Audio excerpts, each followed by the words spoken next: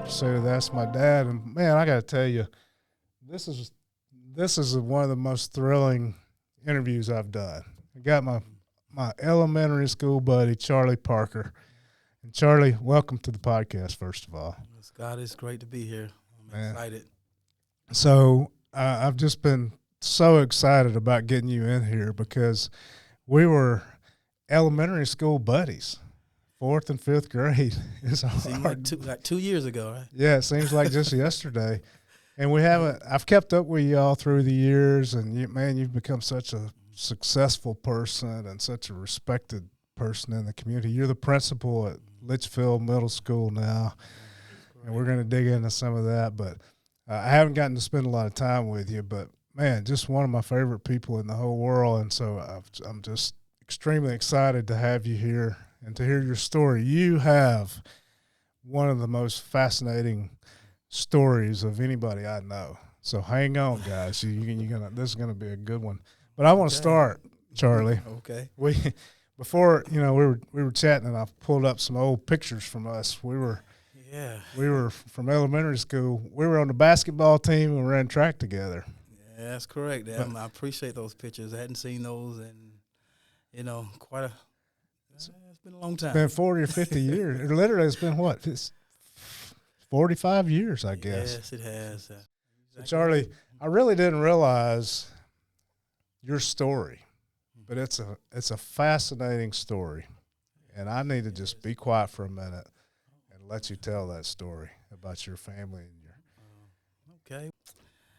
I guess my background is a little interesting. From I guess day one, but I grew up in a household of let's say it was 11 people in the house, and of course it's including my parents and along with my siblings. So it's kind of 6 boys and 3 girls. 6 boys and 3 girls. That's in my just immediate family with my mom. So and then of course that was mom and my stepdad. The interesting thing is, I guess I could have started off by saying that my biological dad died when I was 5 years old, and then my stepdad died actually when I was 12.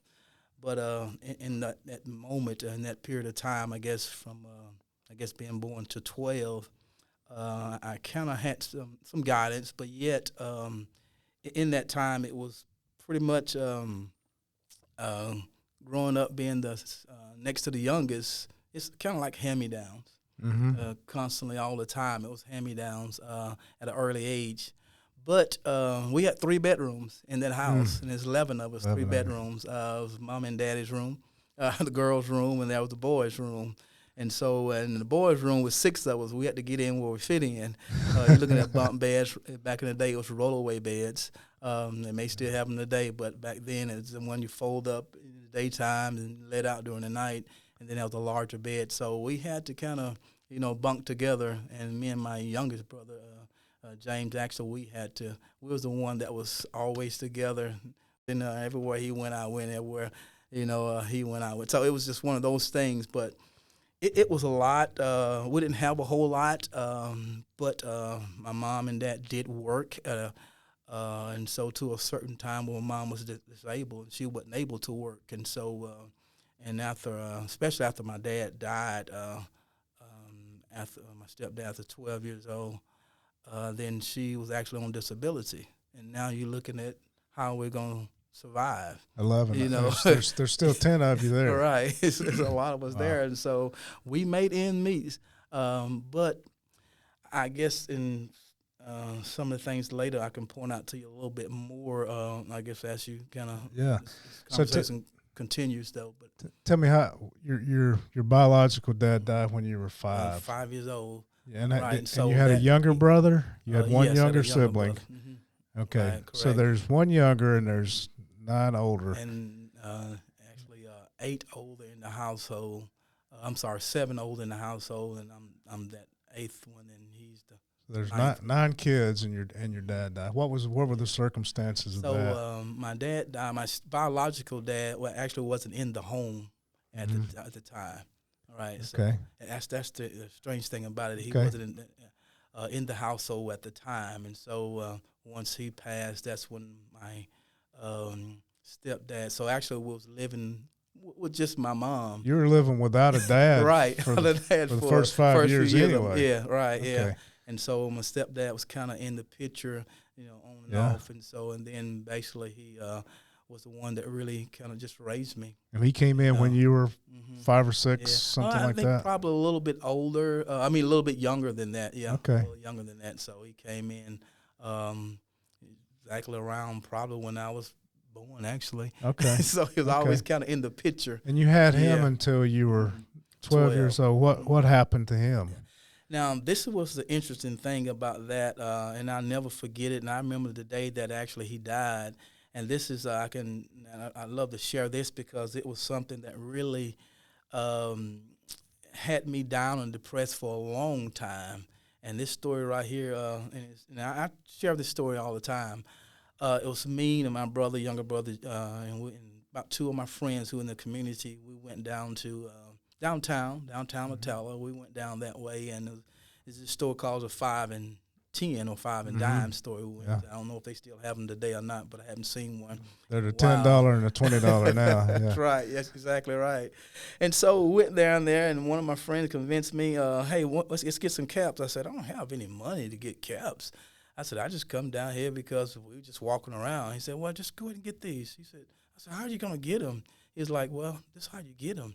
Just kind of put them in your pocket and we'll walk out. I was like, okay, do we need to do that? And I was like, I don't know about this, man. This is weird. And so, nevertheless, I did it. And so I took it and I was walking home. I never forget, it was on the track, and I was like, man, something bad is going to happen to us because we took something that didn't belong to us. We actually stole this, and something bad is going to happen to us.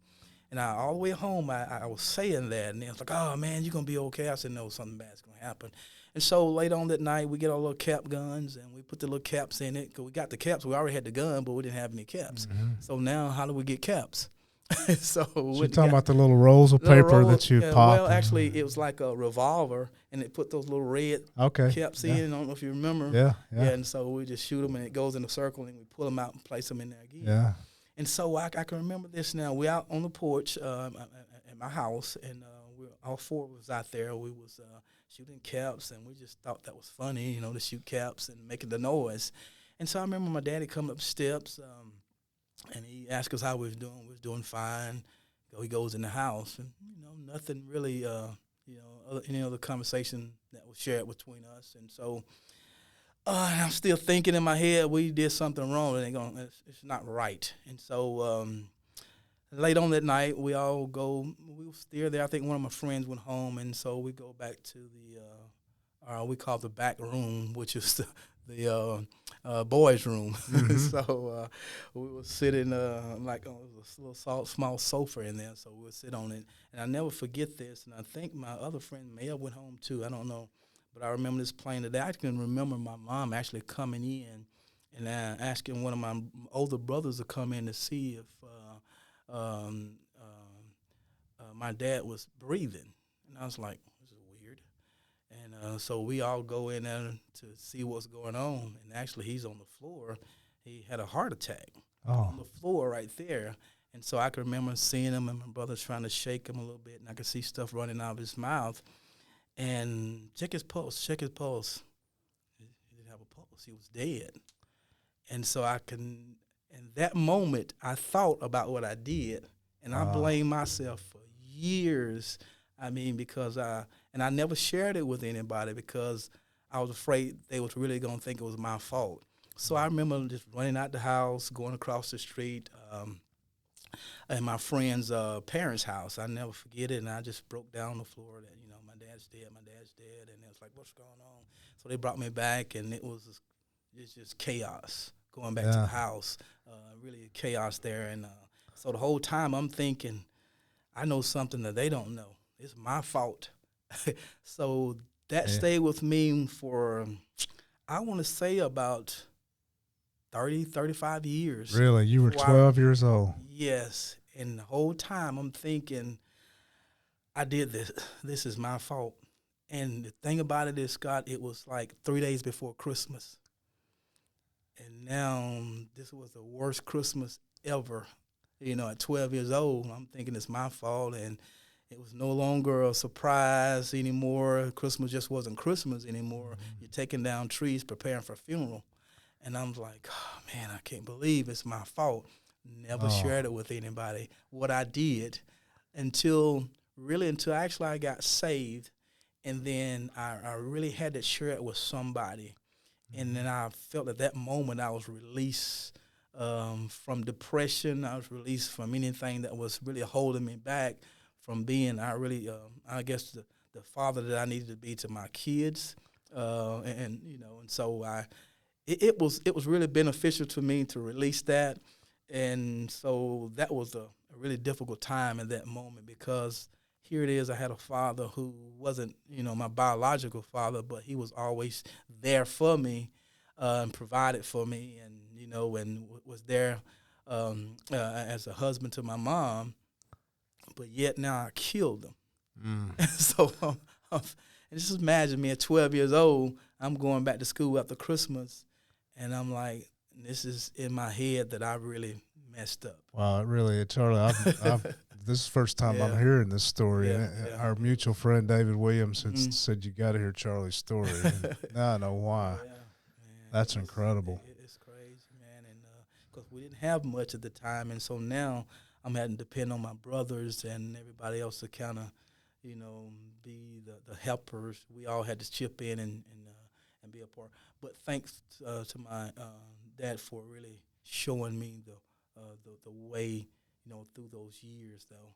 Through those 12 years that you had had an impact on you. Yeah, with impact. So you spent the next 6 or 8 years, I guess, kind of going through high school, middle school without a dad. Mm-hmm. What was that like? Yeah. Got interesting thing here was that when I was playing baseball, football, basketball, or even running track, I never had a parent to come to the games. Neither of my friends ever had parents to come to the games. So we thought it was normal that the parents stay at home and, do home business and take care of that. Mm-hmm. So it wasn't like, hey, my parents are not here. No, we just go and enjoy ourselves and come back home. So I thought that was a normal thing. But as you get older, you're like, why are their parents here? The parents are always at the games. Why, is it so important for the parents to be? And I was like, wow. So you went through all those years that we were competing against each other in middle school and high school, and you never had a parent that could come to one of your games. And I take that back. My mom came to 2 games when I was a senior. And in both games she came to, I got injured. And she said, that's why I never came to any games. Is that when I hit you? No, I'm just kidding. It could have been. I'm thinking, Charlie, I want to get into a minute into kind of the rest of the process, but you're a successful guy now, and you're highly respected in the community, very highly respected.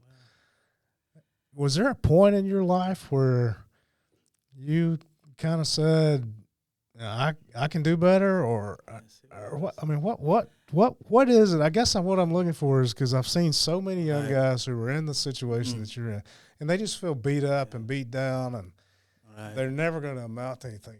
I'm thinking, look at Charlie. What's the difference? I'll tell you the difference here.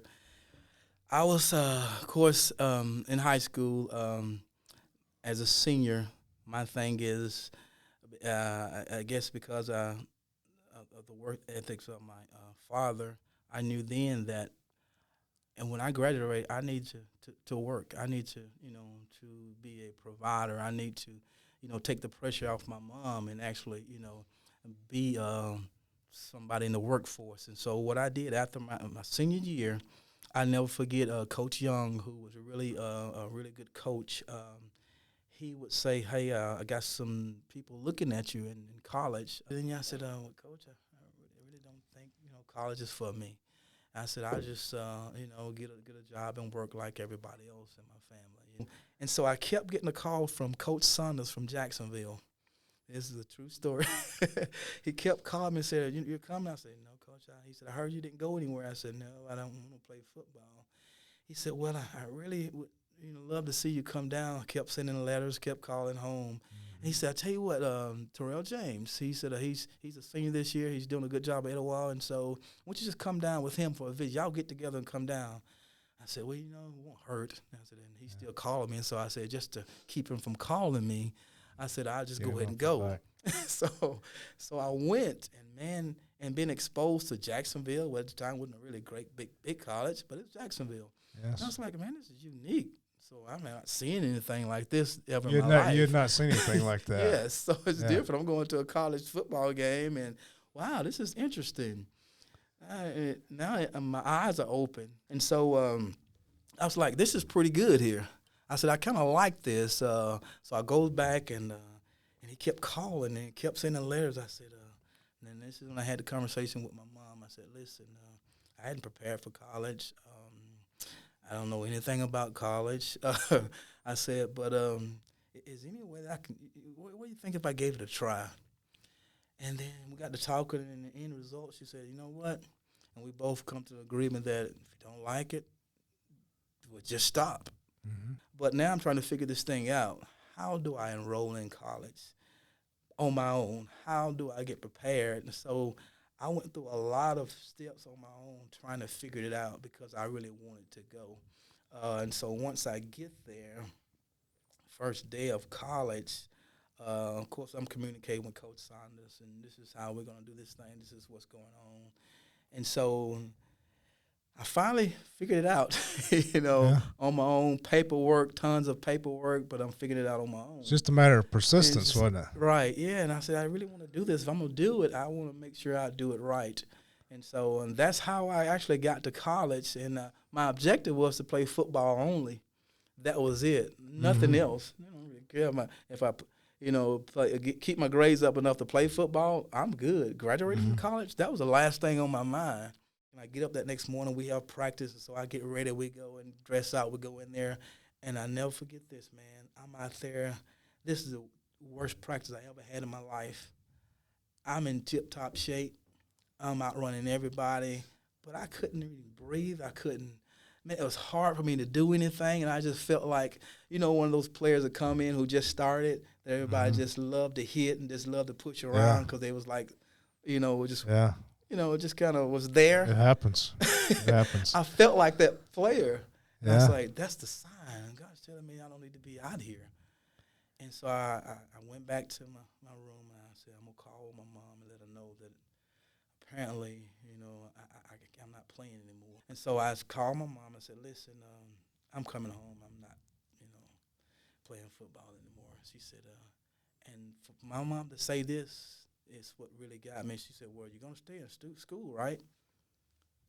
I paused, and I never wanted to disappoint her. At this time, I'm already feeling bad because of what happened with my father. And I was like, yes, I'm going to stay in school. I'm just not going to play football. And that what kept me in school by her saying that. Are you going to stay in school? Wow. And from that point on, I was able to actually have 5 degrees since then. Let me just wrap my head around this for a minute. I'll let you rest. Okay. You come out, you lose your biological dad when you're 5. Mm-hmm. You lose your dad who was more your dad than anything for 12 years, and you lost him when you were 12. Right. You're living in a house with 9 siblings. Yes. In a 2-bedroom house. Well, 3 of them. Well, basically it was coming at my parents' room and then the kids' room. And then you had a boys' room and a girls' room. Mm-hmm. You get out and you go to work at Walmart and you're mowing grass for the city. Correct. You stumble your way into college. Mm-hmm. You play football for a year and you decide that God had different plans for you. Right. Mm-hmm. You end up with a bachelor's degree in business. Mm-hmm. You end up being a supervisor at a large company. Mm-hmm. You end up then with go back and get a master's degree in education. Then you get an administrative degree in education. Then you get an educational specialist degree. Right. Then you get a doctorate in theology. Yes. And you're this kid that I ran around with on the playground in elementary school. Yes. Then you, as a result of all the hard work you put in and people liked you, you end up being the principal of a middle school. Mm-hmm. That's really an incredible story, Charlie. I don't Yes. know if anybody's told you that. Yeah, it was interesting, and I was an assistant principal at the high school for some years Yeah. before transitioning to that. So yeah, it was. I never imagined that. It was never my vision throughout the years. It's just as I kept pushing, and it's kind of like when you're in a bad place in your life, and you just now you're depending. Just say you're in the darkness and you're just in a bad place. You're just kind of feeling your way through, and you got to be kind of sensitive to the Holy Spirit. And that's kind of how my thing was. I was just trying to feel my way through. Didn't know which direction that I was going, but I had to be sensitive to a lot of things to say, hey, this is probably where you need to go. This is probably where you need to go. So the whole time it was just following. I just want to say just following and led by the Spirit at the time to do the things that I did, because I knew that God has a great work for me. We're gonna do something. I've not done this yet, but your mom had you, but through no choice of her own, from 12 years on up. So she had to be mom and dad to you, and your mom's still living. So I always ask guys to speak into the camera to their dad, but your mom kind of had to be dad too. Right. And I want to give you a chance to just speak into that camera to your mama. Mom, I want to thank you for all the years that you've been the provider that you've been. And I know it was difficult raising the 9 kids that you did, and definitely having 6 boys to raise, and you being a single mother at the time. And so I know that was difficult, and I appreciate the love and the care that you that's shown and displayed towards us. And I know a lot of things you had to do as a single mom, and able to, I guess,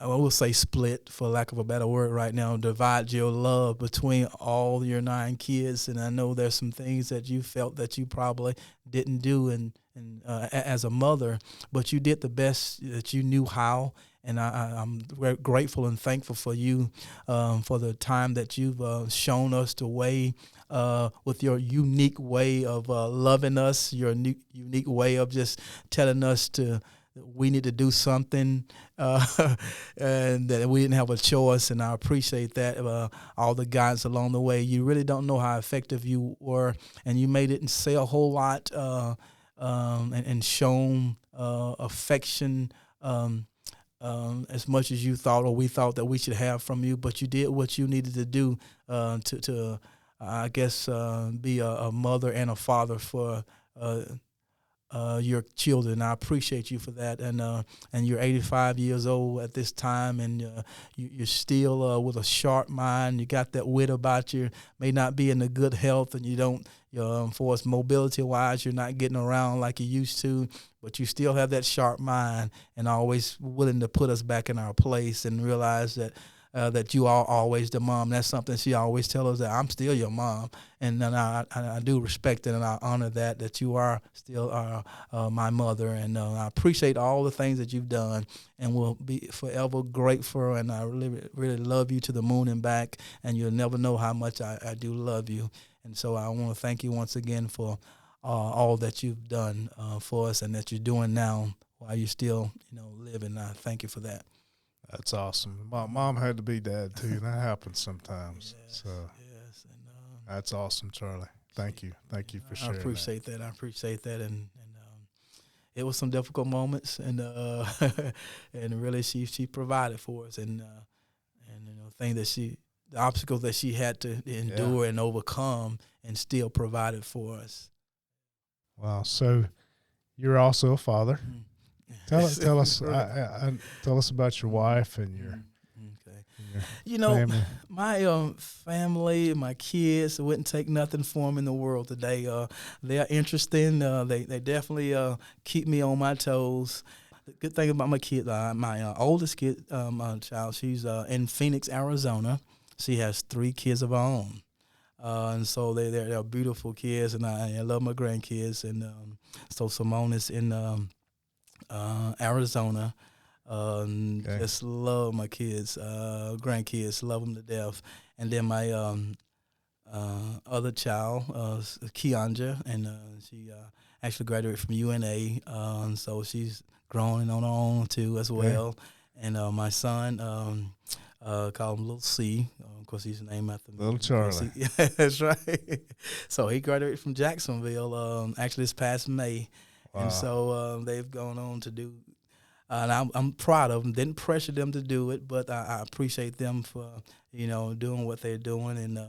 And my oldest daughter, she's in the process of getting her degree as well, and so we're grateful for that. And so some things that I'm proud of them for that. And so, and my wife, she's always been really, supportive in anything that I do. She's always there and giving me support, and we definitely have a good relationship. And I think we feed off each other. We try and support each other as much as we can. And then we try to be that example in front of our kids as well. You're what we call a script flipper. Mm-hmm. You change, you flip the script, and you're going to have generations to follow you that are going to be successful and honor God and bring honor to you. That's me. And one of the things that we've done is we were able to get in touch with, I think, one of your kids, or maybe really? more. Kind of went behind your back. You're such an incredible person to me, but I think that the true value or the true picture of a man comes from what his children say about him. So I want you to watch what we found. Hi, it's me, your daughter Simone. I'm here with your lovely grandkids. They wanted to give a video, so here they are. I want to say the thing I love most about you is your love and your compassion for not only your family, but for everyone. You are very personable. You give the great advice. I can call you up at any time, any hour, and you will just literally, I feel like, drop everything and speak with me and just conversate with me. My favorite story about you is actually, like, there's many, but I love when you would come and pick me up. We would have this like routine that we would literally go to Burger King and we would sit and we would eat and we would catch up on everything that we've missed in the past month or so. And we would always go to the store and get those Vienna sausages, the hot ones. I think they're not called Vienna sausages, but the big Mama Hot Link sausages, which my kids love now because I have passed that down to them.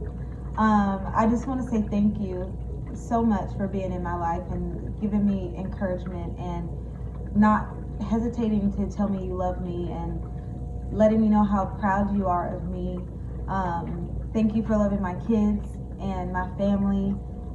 You have done so much for us, and I cannot thank you enough for that love that you have shown us. And I miss you, and I love you, and I just thank you for everything. Hello, I'm Keandra Parker. I'm my dad's middle child, the sneaky one, the rebel. Yeah, that's me. One thing I love about my dad is just his consistency, his drive to do better at all times. And it doesn't matter what age he gets to, he's always going to be a better him. His persistency, it doesn't matter what the task is in front of him, he's going to get it done. He already knew he was going to get it done before it even came his way. That's how much confidence he has in himself as well, that it is a motivational force in my life, because I want to be like him every day just because of that. Stories about my dad, I've heard so many stories about my dad from just his friends and his siblings and his mother, but for me, I think something that I take away from him and I use in my everyday life is just when he used to be my coach for any league that I played, whether it was softball, basketball, etc. He was always there. He is always saying, once you start something, don't quit. Go hard. Always go hard, because you never know who's watching you. etc. Like that's something that I take with me and I use in any aspect of my life, whether it's in my job, whether it's just me, living my everyday life. I take that with me. It's always in the back of my head. And Dad, I want to thank you for just always being there for me. I mean, you've never not been there for me. You were always in my life, even though we made a butt heads as a child. And when I, got too grown for myself, you were always there. You were always there to give me advice. It doesn't matter if you agreed with what I was doing or not. You were always there to give me motivational advice and loving advice. And I love that. I'm grateful that you are my dad, and I'm grateful that, God saw fit that, to match us up. And I love you.